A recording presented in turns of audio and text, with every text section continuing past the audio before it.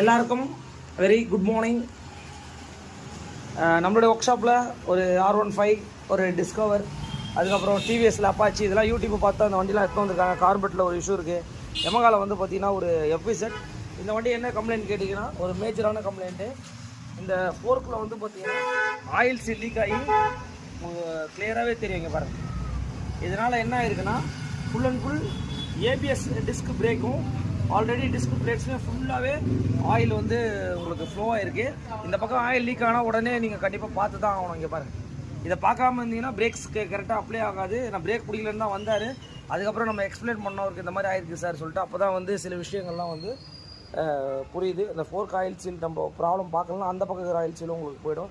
அதே மாதிரி டிவிஎஸில் just 110, Splendor plus, ஹீரோடல், டூஇட்டு, unicorn, இந்த மாதிரி எல்லா விதமான ஒர்க்கும் வந்து நம்மளோட ஒர்க் ஷாப்பில் வந்து போயிட்டுருக்கு. ரொம்ப பிஸியான ஒர்க் தான் போயிட்டுருக்கு. மெயினாக வந்து பார்த்திங்கன்னா thanks to all my subscribers and friends.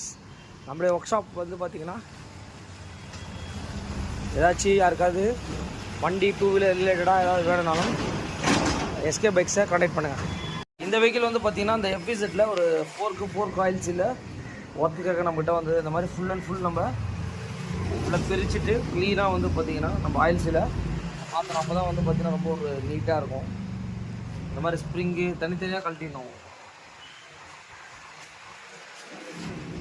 இந்த ஆயில் லீக் ஆகி பாருங்கள், டிஸ்க் பிளேட்டில் எல்லா இடத்துலையுமே வந்து பார்த்திங்கன்னா ஃபுல்லாக ஆயில் ஆகிடுச்சு. உங்களுக்கு பாருங்கள், ABS எல்லாமே வந்து பார்த்திங்கன்னா கரெக்டாக ப்ராப்பராக வந்து உங்களுக்கு பிரேக் பிடிக்காது.